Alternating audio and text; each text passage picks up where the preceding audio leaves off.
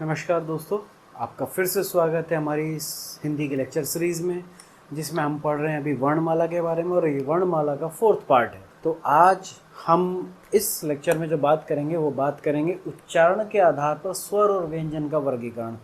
आप कहेंगे अब से जस्ट पहले वाले में भी तो हमने स्वर का उच्चारण और व्यंजन का उच्चारण के आधार पर हमने बताया था। नहीं, बिल्कुल सही बात है, लेकिन ये जो उच्चारण पे हम वर्गीकरण करेंगे, ये उच्चारण पे वर्गीकरण करेंगे हम जो कंठ, तालु, दंतोष्ठ्य, ओष्ठ्य इस तरीके के जो क्वेश्चंस आते हैं उनके ऊपर।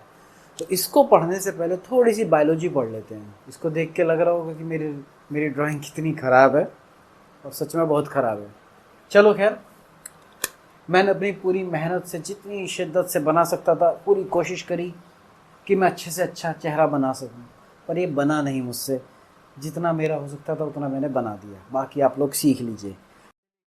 अब मैं फिर भी आपको समझाने की कोशिश करता हूँ कि ये क्या क्या है। ये आदमी की आँख है, ये नाक है, ये जो है उसके होंठ है, और यहाँ कहीं उसका जो है पूरा जबड़ा है जिसमें छोटे छोटे छोटे दांत लगे हुए हैं, ये ऐसे करके, और ये नीचे कंठ की तरफ चला जाता है। चलिए खैर, ये तो मैंने एक बेकार कोशिश करी थी अपने आप को अच्छा दिखाने के लिए। इसको बंद कर देते हैं और इस पे आ जाते हैं, ये चीज़। आप बस इतना याद रखिए कि ये आदमी के ऊपर हमारे जैसे जबड़ा होता है तो एक नीचे का हिस्सा होता है, एक ऊपर का हिस्सा होता है दांतों में। तो ये ऊपर के दांतों का हिस्सा मान लीजिए, आप समझ लीजिए बस अब, क्योंकि मेरी आपको समझ में आ गया वो पिछले वाले को देख कर ड्राइंग मेरी कितनी अच्छी है। सबसे लास्ट के जो दांत होते हैं ये आपके कहाँ, गले के आसपास होते हैं, इसे बोलते हैं कंठ। याद रखना, इतनी बायोलॉजी आपने पढ़ी होगी। उसके जस्ट ऊपर की तरफ का जो हिस्सा होता है उसे बोलते हैं कोमल तालु, जिसका हमारे यहाँ कोई उपयोग नहीं है। अपनी इस उच्चारण स्थिति में इसका कोई उपयोग नहीं है। उससे जस्ट थोड़ा ऊपर, यानी कि बाहर की तरफ, गर्दन से जब ये कंठ से हम बाहर की तरफ चलते हैं, ये कंठ से जब हम ऐसे बाहर यहाँ इस तरफ आएंगे तो कंठ से थोड़ा सा बाहर की तरफ ऊपर वाले हिस्से में जब चलते हैं तो उसको बोला जाता है मूर्धा। इसको बोला जाता है मूर्धा। जगह का ना, ये अंदर दांतों के बीच में जो जगह होती है उसके ऊपर जो जगह होती है उसे बोलते हैं तालु। फिर ये हमारे दांत हो गए। अब जरा इसको ध्यान से देखना, ये हमारे दांत हैं, ये आपके ऊपर की साइड वाले दांत हैं। दांतों से जस्ट लगा हुआ जो होता है बिल्कुल, आप जीभ फेर के देखिएगा हल्का सा, जहाँ पे आपके दांतों की जड़ें होती हैं, वो जो जड़ें होती हैं वो तालु में होती हैं। उस तालु के जरा सा ऊपर की तरफ, इसी ऊपर वाले जबड़े में आप जीभ लेके जाइए, करीब 1 सेंटीमीटर दांतों से लगा हुआ तालु, और तालु से 1 सेंटीमीटर 1.5 सेंटीमीटर आप जैसे ऊपर चलेंगे तो ये होता है मूर्धा। अब इधर बाहर की तरफ आपके ओंठ आ गए और ये आपके दांत। तो यानी कि अगर आप ऊपर बाहर की तरफ से देखना शुरू करेंगे तो सबसे पहले आपके क्या दिखाई देते हैं, आपको ओंठ दिखाई देते हैं। मैं यहाँ पे लिख देता हूँ ऐसे। ओंठ से थोड़ा अंदर की तरफ चलेंगे तो सबसे पहले आपको कौन दिखाई देंगे, दांत दिखाई देंगे। दांत से थोड़ा और चलेंगे तो तालु दिखाई देगा। तालु से थोड़ा और चलेंगे तो मूर्धा दिखाई देगा। इससे थोड़ा और अंदर चलेंगे तो कोमल तालु, जिसका हमारे यहाँ कोई मतलब नहीं इसलिए मैं इसको लिख नहीं रहा हूँ। तो हम यहाँ पे सीधे आ जाएंगे कंठ पे। तो 1 2 3 4 5, ये 5 चीज़ें हैं जिनका उच्चारण करते हुए हमारा कहीं ना कहीं उपयोग होता है, और जो हमारा वर्गीकरण है वो सारा इन्हीं के ऊपर डिपेंड होगा। तो पढ़ ली हमने बायोलॉजी, बस इतनी ही बायोलॉजी जाननी थी, इससे ज़्यादा बायोलॉजी जानने की कोई ज़रूरत नहीं है। हिंदी में कोई इसका उपयोग नहीं है। तो अब हमको देखना है कि हमारे स्वर और व्यंजन का जो उच्चारण होता है किस का कहाँ से होता है। तो सबसे पहले जो होता है हमारा वो आता है कै वर्ग। अगर मैं ऐसे बात करूं तो अच्छा, एक और चीज़, इसको करने से पहले मैं आपको बताता हूं, जो कंठ होता है उससे जिस भी वर्ण का उच्चारण होता है उसे बोला जाता है कंठय। मूर्धा को मूर्धन्य। तालु से बनता है तालव्य। दांत से बनता है दंत्य, और ओठ से बनता है ओष्ठ्य। यानी कि जो कंठ से बोले जाते हैं उन्हें कंठ्य बोलते हैं, मूर्धा से बोलने वाले मूर्धन्य, तालु से बोलने तालव्य, जो दांत से बोले जाते हैं दंत्य, और जो ओठ से बोले जाते हैं वो ओष्ठ्य। इतनी बात आपको समझ में आ गई। चलिए, कुछ ऐसे भी शब्द होते हैं जो मिक्स करके बोले जाते हैं, यानी कि 2 जगह का उसमें उपयोग होता है। तो ये कौन कौन से होते हैं जो दोनों जगह से बोले जाते हैं? वो होते हैं कंठ प्लस तालु का उपयोग करके, यानी कि कंठ और तालु एक जोड़, दूसरा होता है कंठ और ओष्ठ दो जोड़, और तीसरा होता है दंत और ओष्ठ दंत ओष्ठ। तो कंठ और तालु को मिला के बोला जाता है कंठ तालव्य, कंठ ओष्ठ को मिला के बोला जाता है कंठोष्ठ, कंठोष्ठ है, और दंत और ओष्ठ को मिला के बोला जाता है दंतोष्ठ है। तो टोटल कितने हो गए? अब जहां जहां से बोला जाता है 5 ये थे, 3 ये बढ़ गए, 5 और 3 मिला के हो गए 8। अभी भी कोई एक जगह बची हुई है क्या? चलो 9 कर देते हैं यार। 9 हमारे यहाँ बड़ा फेमस नंबर है हिंदी में, हर जगह 9 9 9 बहुत उपयोगी नंबर है 9। चलिए 9वां हम कर देते हैं नासिका। नासिक यानी कि ये नासिक घूमने वाला नासिक नहीं है, नाक वाला नासिक है ये। तो जो नाक से बोले जाते हैं उन्हें नासिक बोलते, और इनका वर्ड होता है नासिक। क्या? नासिक। मेरी राइटिंग बहुत ख़राब है, मैंने पहले ही कहा है, तो ध्यान रखिएगा।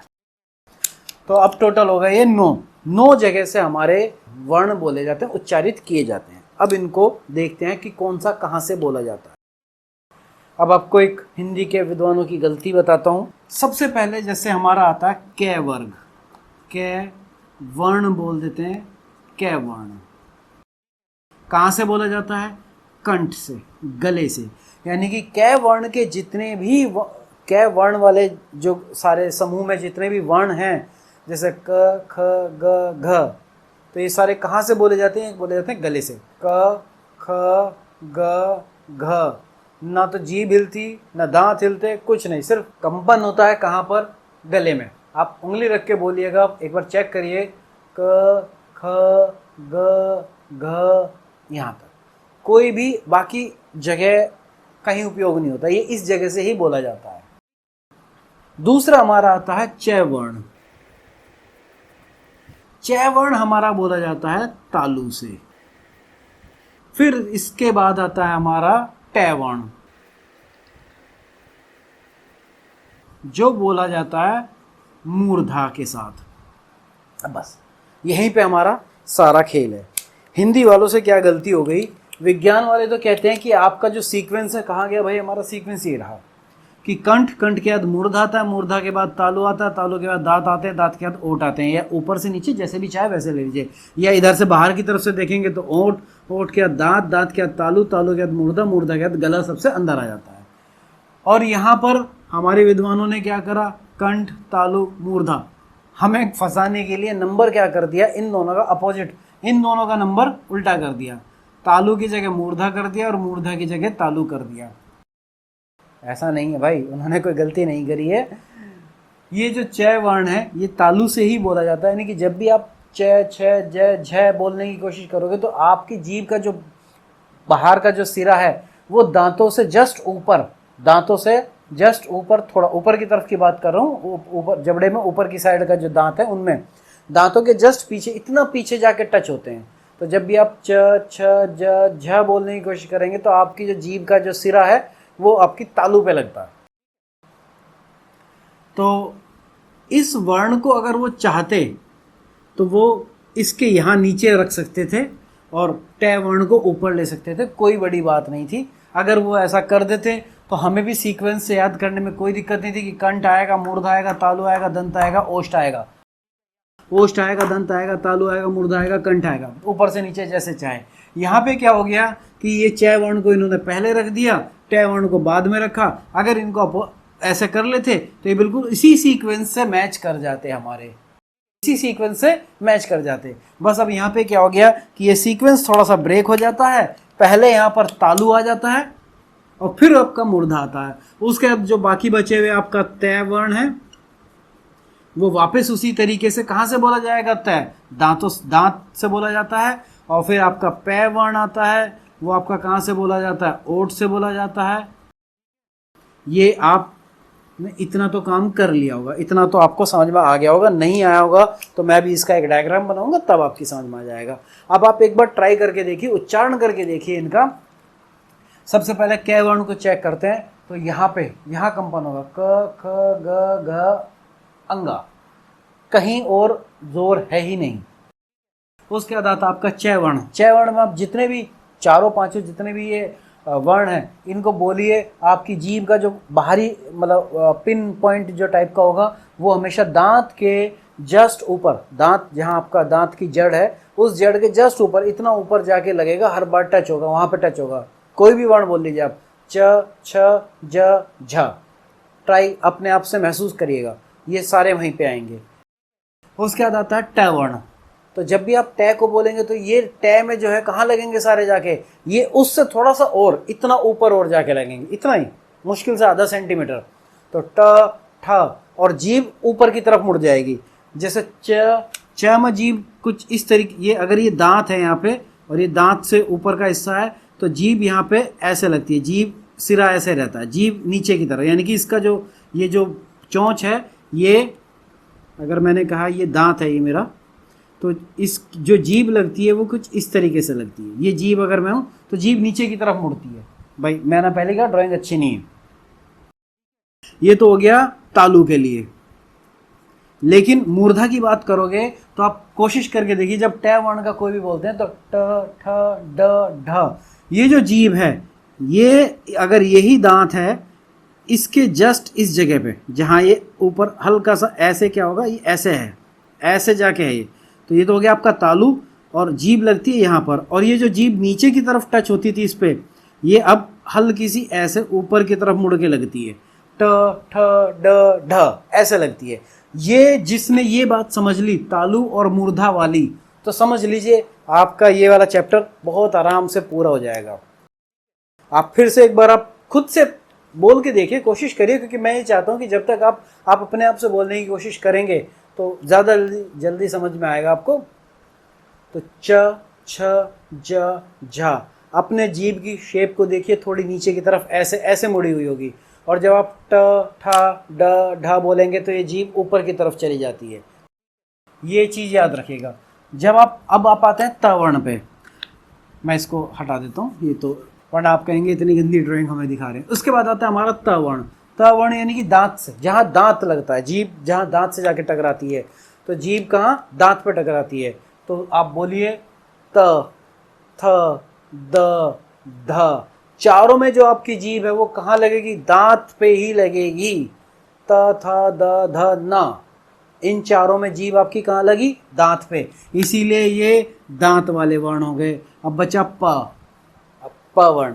तो प वर्ण में आप देखिए आपके होंठ चिपकते हैं, प फ ब भ म, चिपके एक दूसरे से टकराते हैं, जीभ कहीं नहीं टकराती किसी से, जीभ ऐसी पड़ी हुई है, प फ ब भ म य, या तो सॉरी अलग चला गया, प फ ब भ म, किसी में जीभ हिली नहीं हिली, सिर्फ होंठ हिल रहे हैं। तो इसको कहाँ से बोला जाता है, ओंठ से। और मैंने आपको बताया जो शब्द कंठ से बोले जाते हैं उन्हें कंठ्य बोलते हैं, जो मूर्धा से बोले जाते हैं मूर्धन्य बोले जाता है, जो तालु से बोले जाते हैं वो तालव्य, जो दांत से बोले जाते हैं दंत्य, जो ओष्ठ से बोले जाते हैं ओष्ठ है। इस चीज़ को याद रख लीजिएगा। ये सीक्वेंस है ऊपर से नीचे की तरफ, लेकिन बस यहाँ पे हिंदी में च वर्ण और ट वर्ण में ये ऊपर नीचे हो जाते हैं, यानी कि ये तालु पहले आ जाती है, मूर्धा बाद में आ जाती है। जबकि तालु और मूर्धा मैंने आपको बताया अगर आप ऐसे चलेंगे तो दांत से जस्ट लगा हुआ जो हिस्सा है ये आपका, जहाँ उसकी जड़ होती है, ये आपका तालु होता है, और उसके थोड़ा सा ऊपर, इसमें मुश्किल से आधा सेंटीमीटर का फर्क होता है, तो ये आपका मूर्धा हो जाता है। तो तालु और मूर्धा समझे। उसके अलावा मुझे पूरी उम्मीद है कि होंठ से बोलने वाले, जिन्हें आप ओठ से बोलने वाले वर्ण में कोई आपको कन्फ्यूजन नहीं होगा, कंठ से बोलने वाले वर्ण में आपको कोई कन्फ्यूजन नहीं होगा, और तय वर्ण यानी कि दांत से बोलने में आपको कोई कन्फ्यूजन नहीं होगा, क्योंकि आपकी जब भी आप बोलेंगे वो लगेगा, उसमें ऐसा कुछ नहीं है। त थ द ध न, चारों में पांचों में आपका जीभ आपके दांतों से लगेगी। नीचे कंठ वाले में जीभ नहीं हिलेगी, होंठ वाले में जीभ नहीं हिलेगी। जीभ कहाँ हिलेगी, सिर्फ इन तीनों पे। दांत वाले में वो जीभ का जो सिरा होता है वो कहाँ लगेगा, दांतों पे लगेगा। तालु वाले में वो जो सिरा होगा वो दांत के जस्ट ऊपर तालु पे लगेगा, और जीभ नीचे की तरफ मुड़ी होगी, ऐसे जीभ मुड़ी होगी। और इसमें मूर्धा में जीभ ऊपर की तरफ ऐसे मुड़ी होगी। लग दोनों ये दांत के नीचे इस वाले हिस्से पे लग रही है दांत के, और ये दांत से इस हिस्से को छोड़ के थोड़ी सी ऊपर लग रही है, बस इतना ही अंतर है।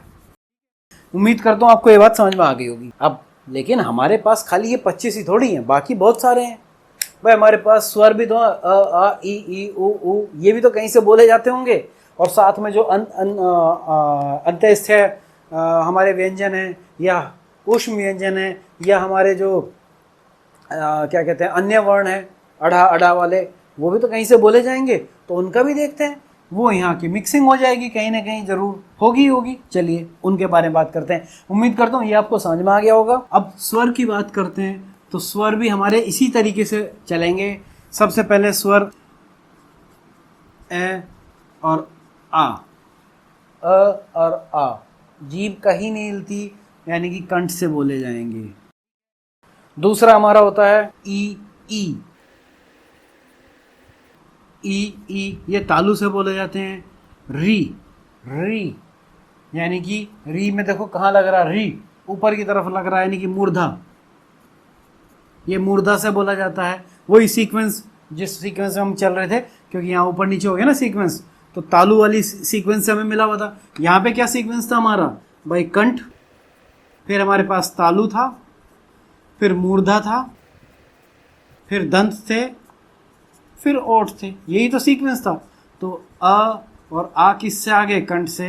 तालु पे कौन आ गए, ई और ई, उसके बाद ई, इसके बाद कौन था, री।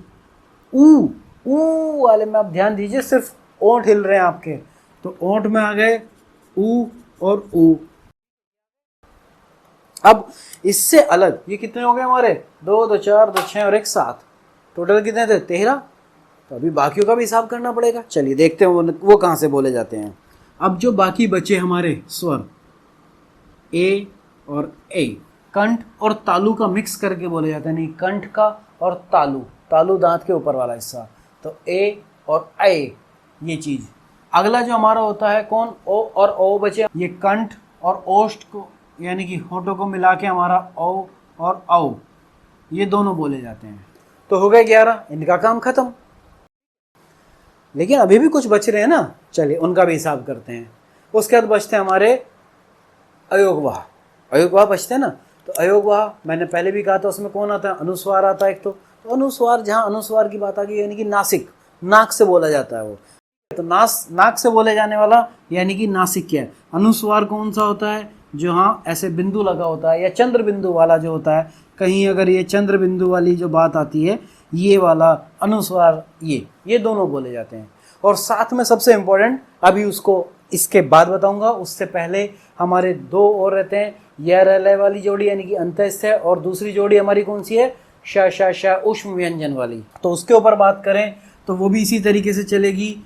तो वो शुरू होती है यहाँ से, य र ल, इसी तालु से बोला जाता है श। मूर्धा से बोला जाता है श। देखिए श और श दोनों में अंतर है, एक बार जीभ नीचे मुड़ती है, एक बार जीभ ऊपर मूर्धा पे लगती है। श और श और स में दांत पे लगती है। तो इन तीनों में तो मुझे लगता है कि आपको कोई कन्फ्यूजन होना चाहिए, श और स में, इनमें कोई अंतर नहीं होना चाहिए। ये रह ल, इनमें कोई दिक्कत नहीं होनी चाहिए। बचा कौन, एक वह बच गया भाई, वह कोई दिक्कत नहीं है, वह बचता है। तो वह के लिए भी जगह है। आप खुद से बताइए मुझे, वह कहाँ से बोला जाता है, वह। अगर आप ध्यान से आवाज समझें इसको, तो वह में क्या हुआ, दांत मेरे कहाँ पे लग रहे हैं, ओंठ पे लग रहे हैं।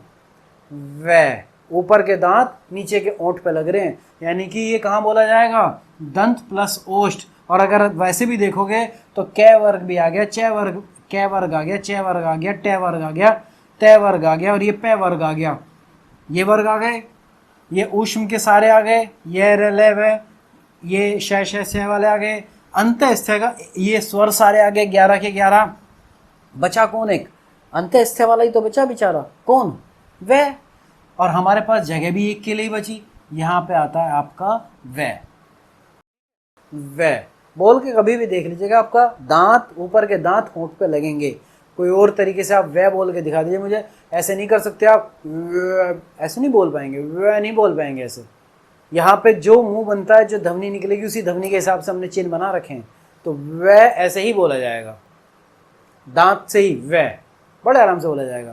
पे फे बे। अब दिखने के लिए तो आप ध्यान दीजिए कि इस बे में और इस वे में कोई अंतर है क्या? सिर्फ एक इसी का तो अंतर है कि यहाँ पर आपने एक ऐसे लाइन खींच दी, लेकिन इसको क्या बोला जाता है? बे। बे होंठों से बोला जा रहा है इसको, और ये वे, यानी कि दांत कहाँ लगेगा? इसी पे। इस जरा से चिन्ह की वजह से बोलने में कितना अंतर हो गया? तो क्या हमने चिन्ह की वजह से बोलने में अंतर हुआ? नहीं, मैंने पहले ही कहा है, ये लाइन याद रखिए कि जो बोला जाएगा वो लिखा जाएगा, जो लिखा जाएगा वही पढ़ा जाएगा। तो यहाँ पर पहले ध्वनि आती है, बाद में चिन्ह आता है। हमने ध्वनि के अकॉर्डिंग चिन्ह बनाए हुए हैं, चिन्ह के अकॉर्डिंग ध्वनि नहीं निकाल रखी है। इस चीज़ को याद रखिएगा, हिंदी की खूबसूरती यही है। तो ये बै बोला जाएगा तो बै अपने आप होंठ मिल गए, और ये वे बोला जाएगा तो दांत होंठ पे मिलेगा, तो दंतोष्ठ है। मतलब ये दंत और ओष्ठ मिला के इसको बोला जाता है दंतोष्ठ है। अब कोई और बचा? क्यों नहीं बचा भाई? अभी एक गरीब आदमी और बचा है, वो इनका साथी है। ये कहाँ जाएगा? तो ये यहाँ ना आके ये कंठ से बोला जाता है, ये है यहाँ पर आएगा। और अभी दो और बचे अन्य। अन्य वाले देखिए किस वर्ण में आते हैं? जो अड़ा और अड़ा है वो दोनों अड़ा अड़ा, जीभ आपकी वहीं लगती है, किस पे? मूर्धा पे। तो यानी कि ये जो मूर्धा के साथ अड़ा और अड़ा आते हैं, ये भी आपके कहाँ आएंगे? मूर्धा के साथ आएंगे। तो अब मैं इसका एक चार्ट बना देता हूँ, और वो चार्ट आप फट से याद कर लीजिएगा और काम खत्म। तो ये है वो चार्ट जो आपको याद रखना है, और याद रखने का कोई बड़ा इशू है नहीं इसमें। बस आपको एक ही चीज़ याद रखनी है कि सबसे पहले कौन आता है? कंठ। फिर यहाँ च में गड़बड़ हो गई, च को नीचे ले सकते थे, मूर्धा को ऊपर ले सकते थे, तो कंठ के बाद मूर्धा आती है। लेकिन अब हमें इस सीक्वेंस में याद रखना है कि भाई कंठ, तालु, मूर्धा, दंत, ओष्ठ, फिर कंठ तालु, फिर कंठ ओष्ठ, फिर दंत ओष्ठ, फिर नासिक। अ ई री उ ए औ अन। कै वर्ण के क ख ग घ अंगा, च छ ज झ अय्या, ट ठ ड ढ अणा, त थ द ध न, प फ ब भ म। उसके बाद य र ल, वह बेचारा अलग आपने दांत और होंठ में डाल दिया। फिर श श स, और ये है ऊपर चला गया। ये दोनों किस में आएंगे? मूर्धन में आएंगे, क्योंकि इसी के साथ के हैं ना, दोनों इसी से मिलते जुलते हैं, तो ये दोनों इसी के साथ आएंगे। ये आगत ध्वनि के लिए हो गया। ये कहाँ जाएगा? कंठ और ओठ, इन दोनों से मिलके बनता है। अगर आप खुद से उच्चारण करके देखेंगे तो ओ, होठ मिल रहे हैं और कंठ हिल रहा, ऑफिस, ओ ऐसे।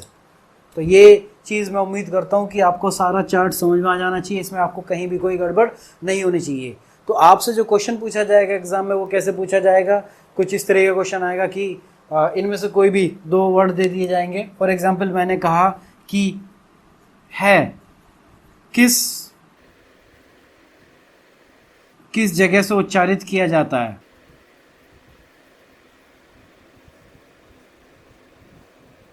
ऑप्शन में दे दिया जाएगा मूर्धन्य, तालव्य, कंठ, ओठ, कंठ या ओष्ठ, इस तरीके से ऑप्शन दे दिए जाएंगे। अगर आपने ये चार्ट याद किया हुआ है, आपको सिस्टम पता है, तो आप सीधे लगाएंगे कि ना जी हमारा तो कहाँ पे है भैया? कंठ में है, तो कंठ्या करेंगे और आगे चले जाएंगे। ऐसे क्वेश्चन आते हैं, तो इसलिए ये चार्ट बताना बहुत ज़रूरी था। आपको ये चार्ट याद करना है, ना भी याद हो तो रट लेना भाई, और तो कोई चारा है नहीं हमारे पास, क्योंकि एक क्वेश्चन तो आएगा ही आएगा, ये तो आना है, तय है। तो मिलते हैं नेक्स्ट पार्ट में। धन्यवाद तब तक के लिए।